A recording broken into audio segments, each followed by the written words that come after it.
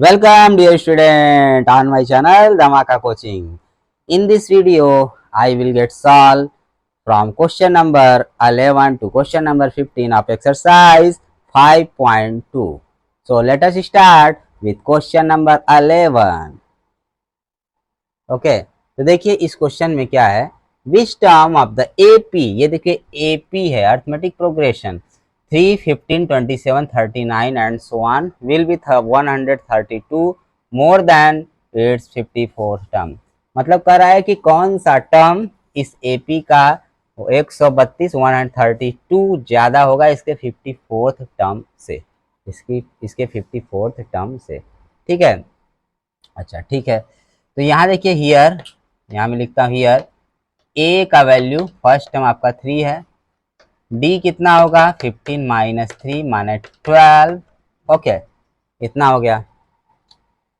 अच्छा ए 54 इक्वल मैं लिख सकता हूँ ए प्लस कितना 53 डी। ठीक है, इतना मैंने लिख दिया, बढ़िया है यहाँ तक। यहाँ मैं लिखता हूँ लेट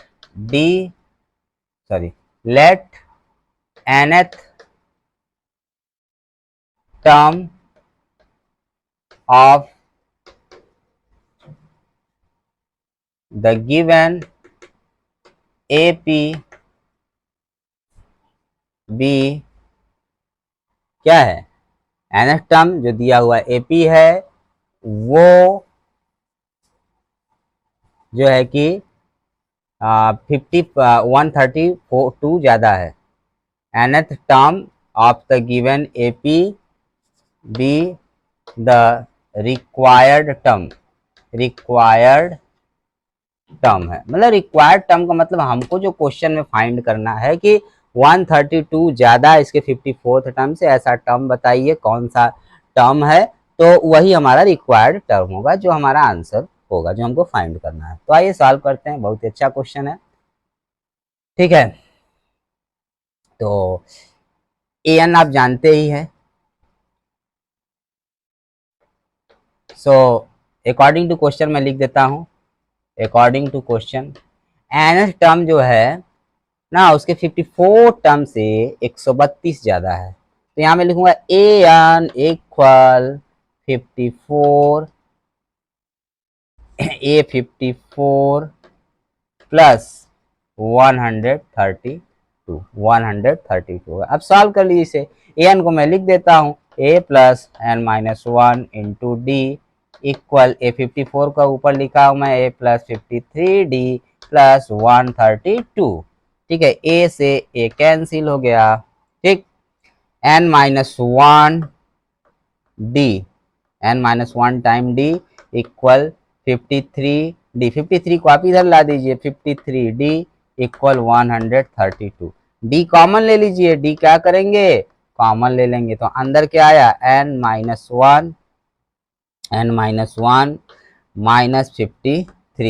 ठीक, इक्वल इंटू डी इक्वल 32, ये आपका इतना हो गया। तो इतना नोट कर लीजिए।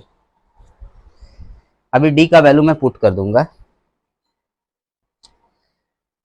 तो इसको सॉल्व करते जाएंगे, एन का जो वैल्यू आएगा वही हमारा आंसर हो जाएगा। बढ़िया है, सिंपल है।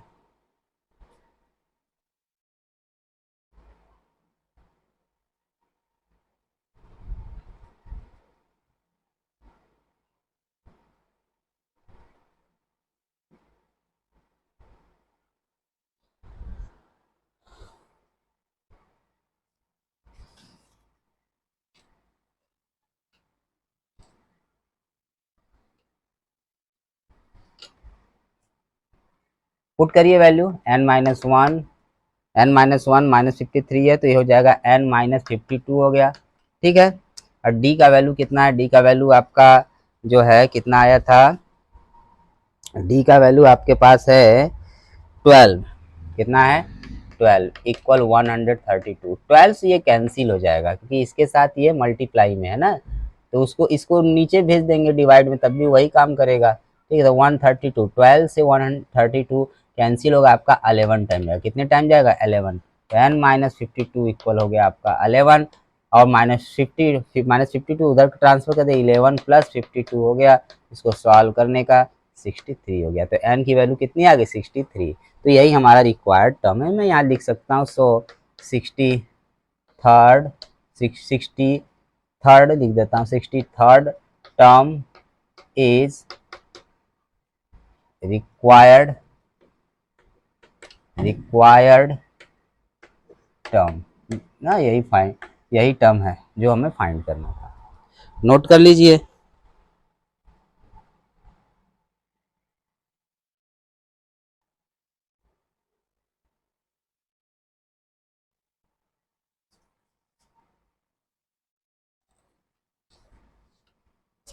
यहाँ देखिए जो है, इसको मैं सॉल्व करूंगा तो -1 या -53 है, तो ये आपका हो जाएगा n -54, ठीक है, ये d हो गया। अच्छा, इक्वल डी का वैल्यू पुट कर दिया 12 = 132, तो ये 12 से 11 टाइम कैंसिल होगा, ठीक। तो ये हो गया n -54 = 11, तो उसको उधर ट्रांसफर करूंगा तो 11 + 54 मतलब n की वैल्यू हो गई 65। तो यहाँ लिख सकता हूँ, सो रिक्वायर्ड टर्म इज 65, ठीक है। 65th टर्म जो है वो ऐसा होगा।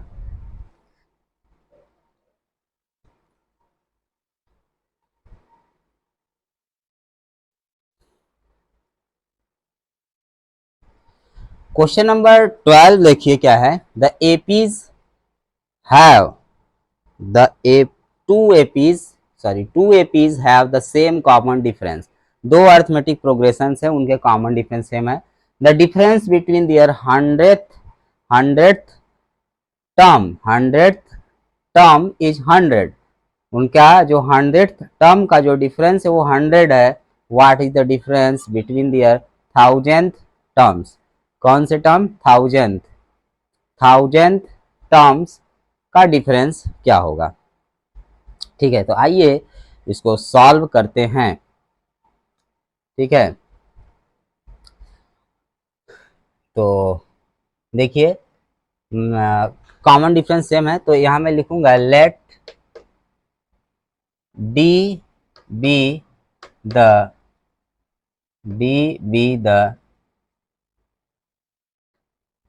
सेम कॉमन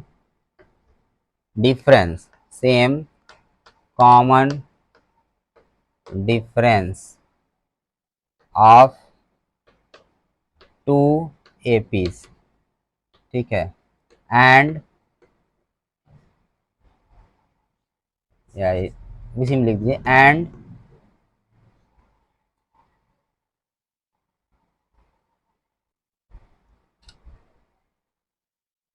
इसको ऐसे रखिए, फिर करिए next line, let A1 and B1 be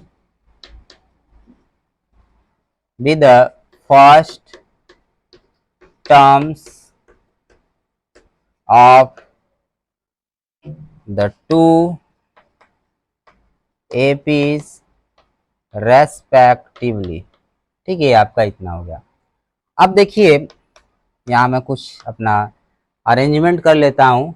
तो पहले वाला, तो देखिए जैसे यहाँ पर मैं आपको अच्छे से डिक्लेयर करना चाहता हूँ कि पहला जो आपका एपी है, मान लीजिए ऐसा है, A1 A2 and so on, last nth term तक लिख दे रहा हूँ, इतना है। दूसरा जो एपी है आपका, मान लीजिए ये है B1 B2 and so on Bn, ठीक है। ये समझ में आ गया आपको? अच्छा, बढ़िया है। दोनों का मैं n टर्म्स तक लिख दिया, ठीक है। n टर्म्स तक दोनों का मैं लिख दिया। अब लिखने के बाद देखिए जो है, लिखने के बाद देखिए कि इन दोनों का कॉमन डिफरेंस स्मॉल डी है। इन दोनों का कॉमन डिफरेंस स्मॉल डी है, मतलब एक तरह से मैं कह सकता हूं कि इस पहले एपी का भी जो कॉमन डिफरेंस है वो स्मॉल डी है, मतलब A2 - A1 = D, A3 - A2 = D। उसी तरह दूसरा जो आपका एपी है, सेकेंड एपी है, ये देखिए बहुत बढ़िया क्वेश्चन है, हल्का सा टफ है।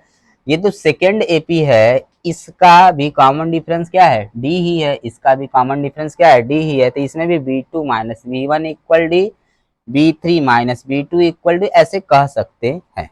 ठीक है, अच्छा यहाँ तक आपको क्लियर हो गया होगा। ओके, तो अब देखिए जो है यहाँ पर कुछ मैं अरेंजमेंट कर लेता हूँ हियर। तो 100 टर्म पहले वाले एपी का मैं लिख दे रहा हूँ, A100 इक्वल कितना हो जाएगा आपका A1 प्लस 99D। ठीक, फिर B100 दूसरे वाले एपी का B1 प्लस 99D, ये आपका इतना हो गया। इस तरह हमको डिफरेंस जो निकालना है, थाउजेंथ टर्म्स का डिफरेंस निकालना है। First term minus second, first 1000 term जितना है उसमें से दूसरे वाले मतलब पहले वाले एपी का जो 1000 टर्म है उसमें से सेकेंड वाले एपी का जो 1000 टर्म उसको माइनस करना है, कितना होगा ये बताना है। अब यहाँ पर फिर A1000 इक्वल मैं लिख सकता हूँ A1 प्लस 999D। ठीक है, और B1000 इक्वल मैं लिख सकता हूँ B1 प्लस 999D। ये आपका इतना जो है कि हमको रिक्वायरमेंट चाहिए, इन सब चीज़ों की ज़रूरत है, उसको मैंने पहले ही लिख दिया, इसको आप नोट कर लीजिए। बढ़िया क्वेश्चन है ये, देखिए हल्का टफ क्वेश्चन है। ठीक है,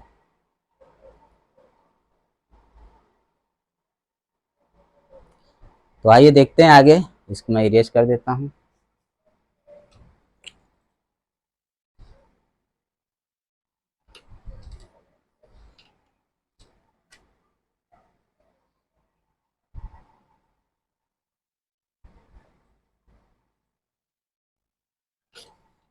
तो देखिए जो है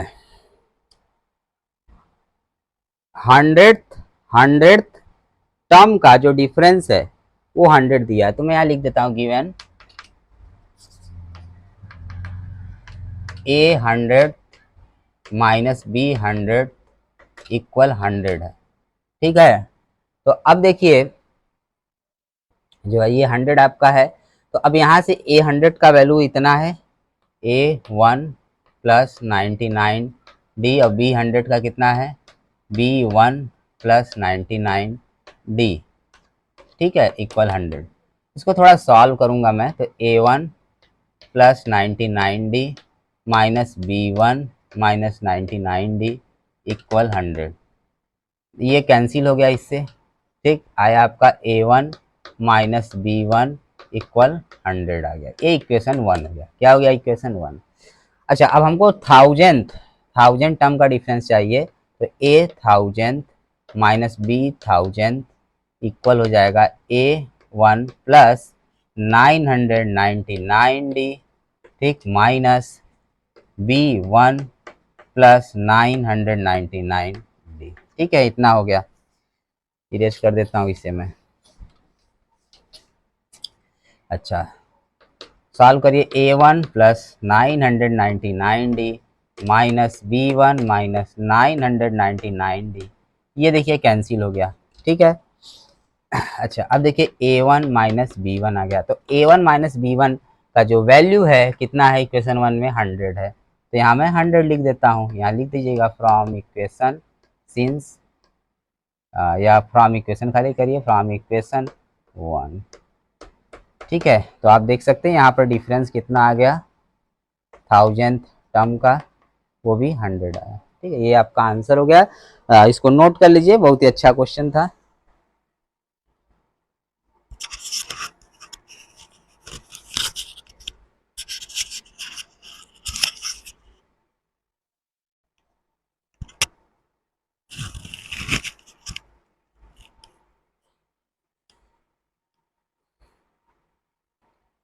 तो देखिए क्वेश्चन है, how many 3 digit numbers are divisible by 7, मतलब ऐसे कितने 3 डिजिट के नंबर्स है जो कि 7 से डिवाइड हो जाते हैं, पूरी तरह से कैंसिल हो जाए। ठीक है, तो आइए शुरू करते हैं। तो देखिए 100 काउंटिंग करेंगे तो 100 से लेकर 999 तक ही ऐसे नंबर्स हैं जो 3 डिजिट रखते हैं। कितने डिजिट रखते हैं, 3 डिजिट रखते हैं।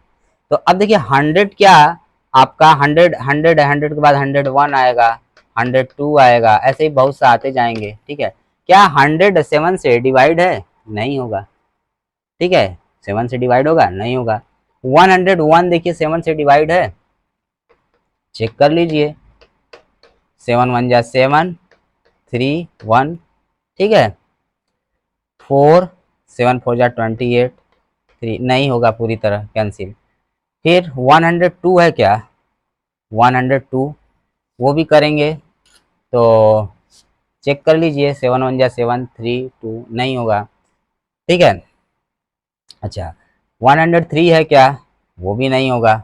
103 7 से, 7 1 जा 7, ठीक है, 3 कैरी बचा, 3 3, नहीं होगा। फिर 104 7 1 जा 7, ठीक है, 7 1 जा 7, 3 4, 7 4 जा 20, ये भी नहीं होगा। 105 देख लीजिए, 105 तो 105 7 1 जा 7, 3 5, ये कैंसिल हो गया, कंप्लीटली डिवाइड है। तो 105 कैंसिल हो गया। कितना कैंसिल हो गया? 105। तो देखिए 105 7 से कैंसिल हो गया, ये 3 डिजिट का था। तो अगला कौन सा नंबर होगा जो 7 से डिवाइड होगा? तो 105 में 7 ऐड कर दीजिए तो 112 हो गया। अगला कौन डिवाइड होगा? 112 में कितना ऐड कर दीजिए? 7 ऐड कर दीजिए। तो स्टार्टिंग के 3 टर्म्स लिखिए। ठीक है, अब इसके बाद जो है लास्ट का हम चेक कर लेते हैं। कौन सा चेक कर लेते हैं? लास्ट का चेक करें। 999 देखिए 7 से डिवाइड होगा क्या? तो 7 से डिवाइड करें, 7 1 जा 7, 2 9, 7 4 जा 28, 1 9, 7 2 जा 14, नहीं होगा। ठीक है, अच्छा अब देखिए ना, उसके पहले आइए 998 देखिए होता है क्या? 7 से एक कोई पता चल जाएगा तो उसी में 7 माइनस कर करके एक टर्म और लिख देंगे। एक एक ही माइनस करके एक लिखूंगा। 7 1 जा 7, 2 9, 7 4 जा 28, 1, फिर 8, 7 2 जा 14, कितना आया कैरी? 4, 4 कैरी आ रहा है। कितना कैरी आ रहा है? 4। इसका मतलब जो है यहाँ देख सकते हैं, एक बार फिर चेक कर लीजिए। 2 है, ये 9 है, 7 4 जा 28, 28 1, नहीं हो रहा। तो यहाँ मतलब 4 अभी बच रहा है। तो इसका मतलब 998 में 4 माइनस करके देख लीजिए ना, 9 कैरी और 4 रिमाइंडर हो रहा है। तो 998 में 4 माइनस करेंगे तो कितना आएगा? 994। 994 देखिए क्या कैंसिल हो जाएगा क्या 9 से? आइए चेक कर लेते हैं, सॉरी 7 से। 7 1 जा 7, 2 9, 7 4 जा 28, 1 कैरी 4, 7 2 जा 14, ये कैंसिल हो गया पूरी तरह से। तो 994 आपका इधर से कैंसिल हो गया।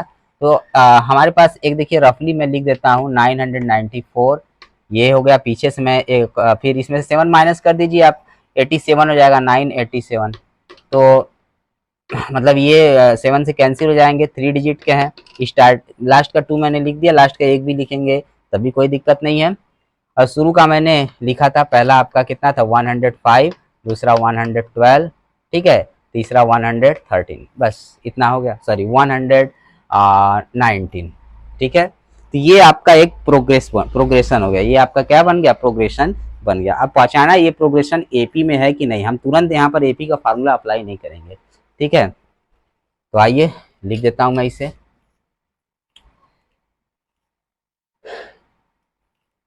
लेट 105, 112, 119 and so on 994, मैं लास्ट टर्म लिखता हूँ। Be a progression, be a progression in which all the numbers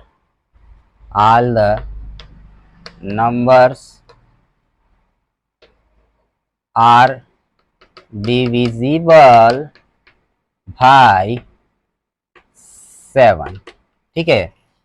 मतलब ये आपका एक प्रोग्रेशन है, इस प्रोग्रेशन में जितने भी नंबर्स हैं वो 7 से डिवाइड हो जाएंगे।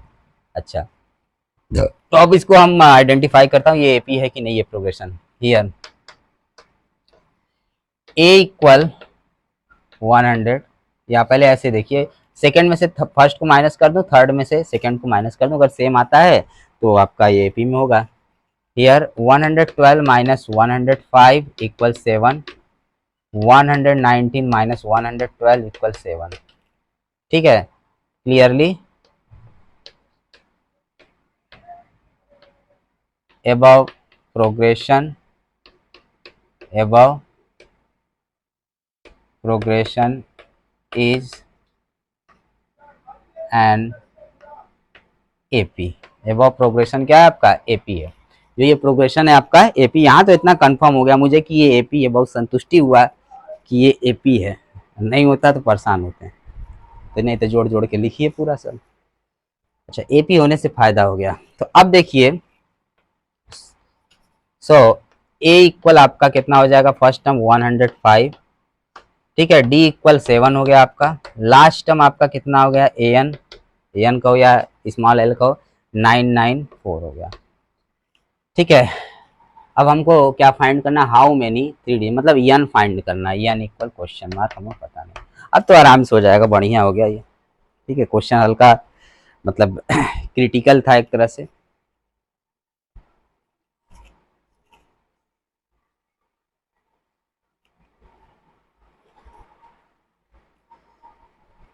So I am going to erase this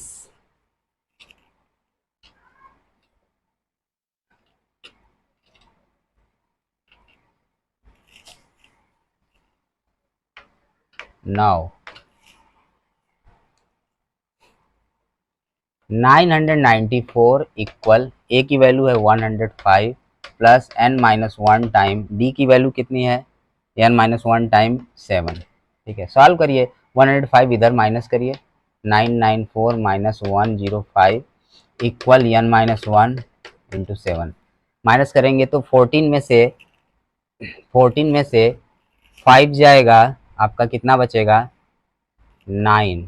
ठीक, फिर ये इसको कैरी दिया, 8 में से 0 जाएगा 8, फिर 9 में से 1 जाएगा 8, 8 8 9 आ गया, और ये हो गया n माइनस 1 इंटू 7। 7 इधर हो जाएगा डिवाइड में, 7 से कैंसिल करा दीजिए ना, 1 टाइम 1 कैरी 1 8 18, 7 2 जा 14, फिर 4 कैरी 4 और ये 9 49, 7 7 जा 49, n माइनस 1। तो n इक्वल कितना होगा, माइनस 1 इधर आ जाएगा 128 बना देगा, तो n की वैल्यू आ गई आपकी 128।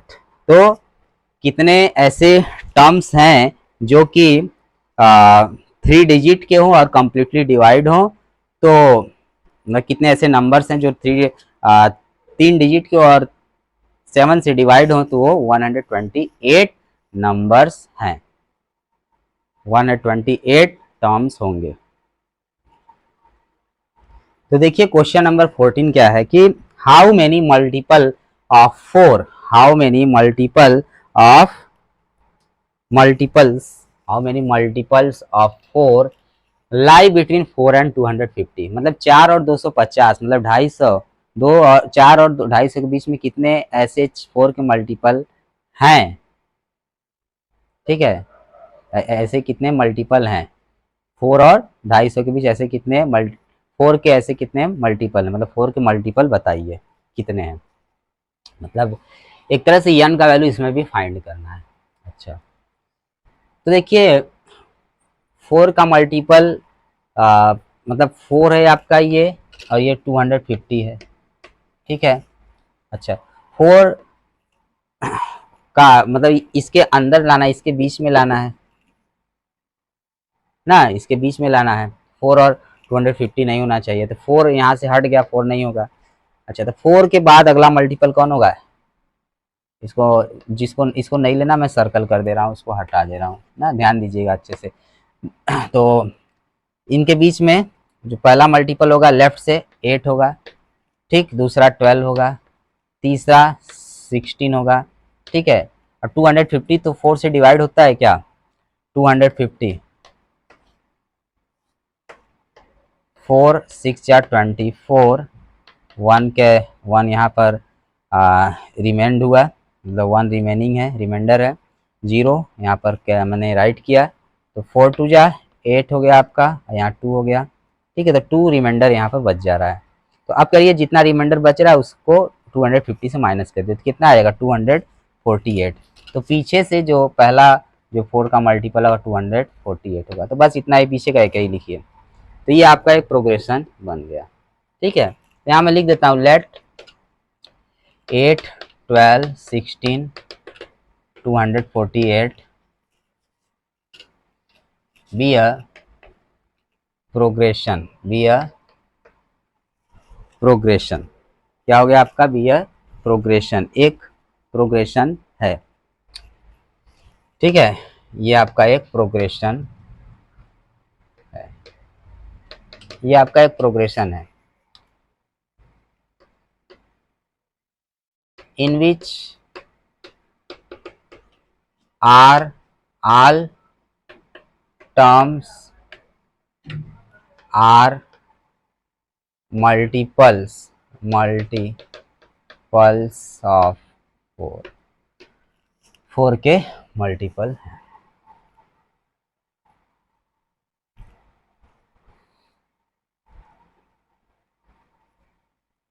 ऐसे भी लिख सकते हैं विच lie between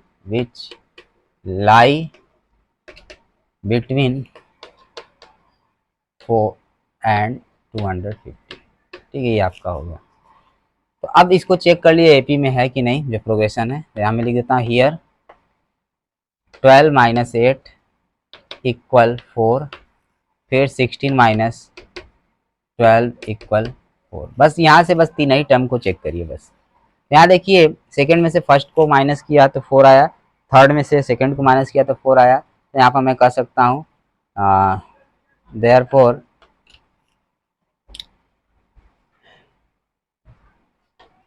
the above progression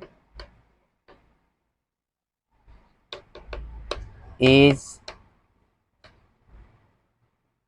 an AP, ठीक है।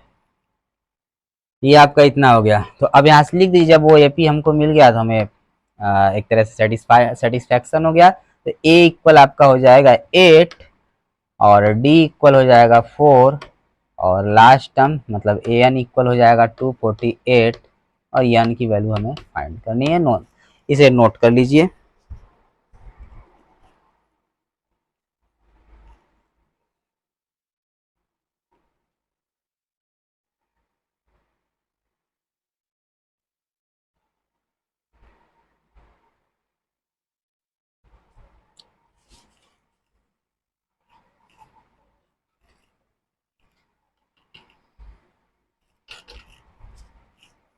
आइए सॉल्व करते हैं। नाउ 248, ठीक है, एन की जगह पर ए का वैल्यू 8 है प्लस एन माइनस 1, एन की वैल्यू फाइंड हम करनी है हमें एन माइनस 1 इंटू डी का वैल्यू 4 है। तो 248 इधर माइनस करूंगा तो हो जाएगा मेरा 240 हो जाएगा इक्वल एन माइनस 1 इंटू 4, 4 इधर आ गया या 4 को यहीं से कैंसिल करा दूँ 1 टाइम और ये आपका हो जाएगा 60 टाइम होगा। तो एन माइनस 1 इक्वल आ गया 60। तो एन माइनस 1 को उधर लेकर जाऊंगा तो मैं उसमें ऐड हो जाएगा 61 आ गया। तो एन इक्वल हो गया आपका 61। तो एक तरह से आंसर आपका आ गया। तो यहाँ लिख सकते हैं कि 61 या ऐसे कर दिए देयर आर 61 मल्टीपल्स, बस हो गया आंसर।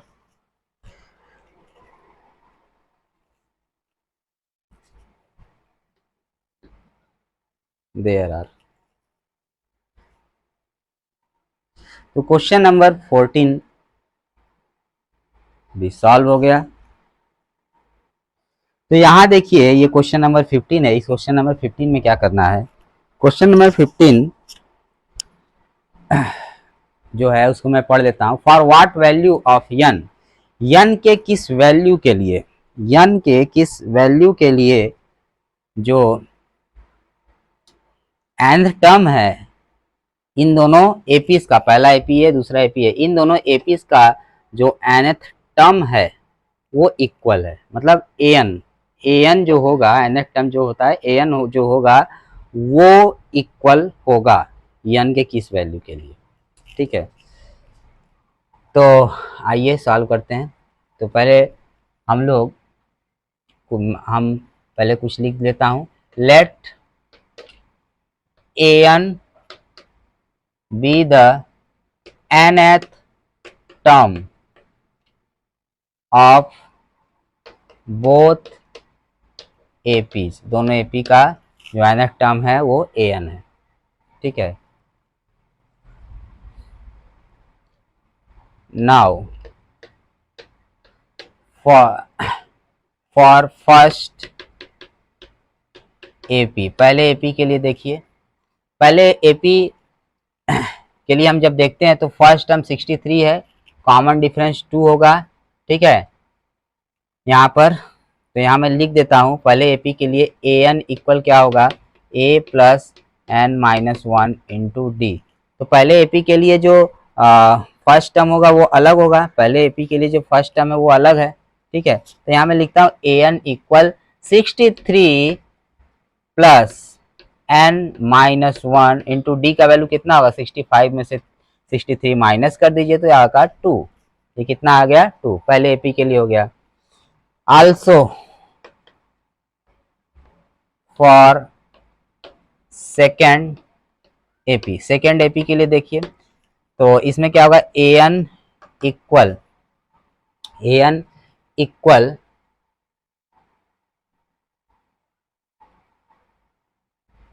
3, फर्स्ट टर्म होगा a plus N minus one into d, first term, फिर एन टर्म पता नहीं है n minus one into d का वैल्यू 7 में से 3 माइनस होगा 4 आएगा।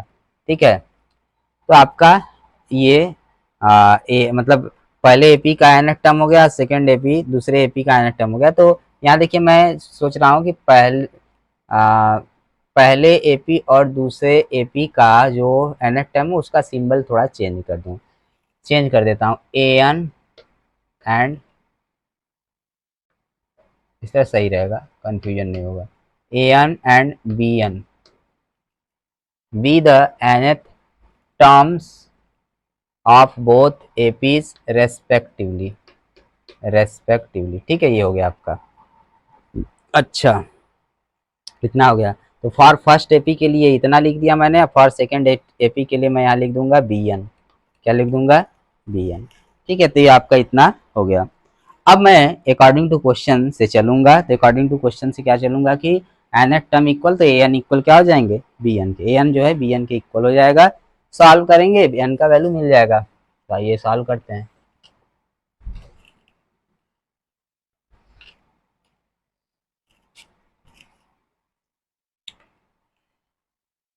According to question a n equal b n, a n की value 63 plus N minus one into 2 equal 3 plus N minus one into 4। ठीक है, 3 इधर आएगा तो 60 हो जाएगा। ठीक है, 3 जाएगा, इससे माइनस 60 हो जाएगा, तो 60 plus N minus one into two equal N minus four, N minus one into four. ठीक है, इसको उधर ट्रांसफर मैं कर देता हूँ, 60 equal N minus one into four minus N minus one into four. ठीक है, एन माइनस वन इनमें से कॉमन हो जाएगा, अंदर आएगा 4 माइनस, यहाँ देखिए 2 होगा, सॉरी 4 माइनस 2 हो गया, तो आपका हो गया 2 एन माइनस वन, 60, 2 से कैंसिल हो जाएगा 30 टाइम, तो एन माइनस वन इक्वल हो गया 30। ठीक, माइनस वन उधर हो जाएगा, तो एन इक्वल 30 प्लस वन माने एन इक्वल हो गया आपका 31। तो इस तरह से मैं कह सकता हूं कि जो 31st टर्म होगा, 31st टर्म वो दोनों ही एपी में सेम होगा, दोनों ही एपी में क्या होगा सेम होगा। ठीक है, नोट कर लीजिए इसे।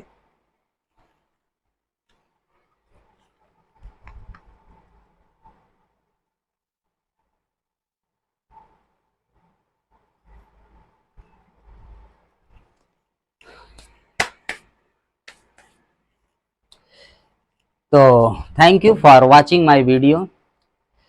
अगर आप इस चैनल पर नए हैं तो चैनल को सब्सक्राइब करिए, वीडियो को लाइक करिए और ज़्यादा से ज़्यादा हो सकता है हो सके तो शेयर करिए, ठीक है, जिससे मुझे मोटिवेशन मिलेगा और दूसरे बच्चों को भी फ़ायदा मिलेगा। ठीक है, तो फिर मिलते हैं एक नए वीडियो में एक नए टॉपिक के साथ। तब तक के लिए बाय बाय।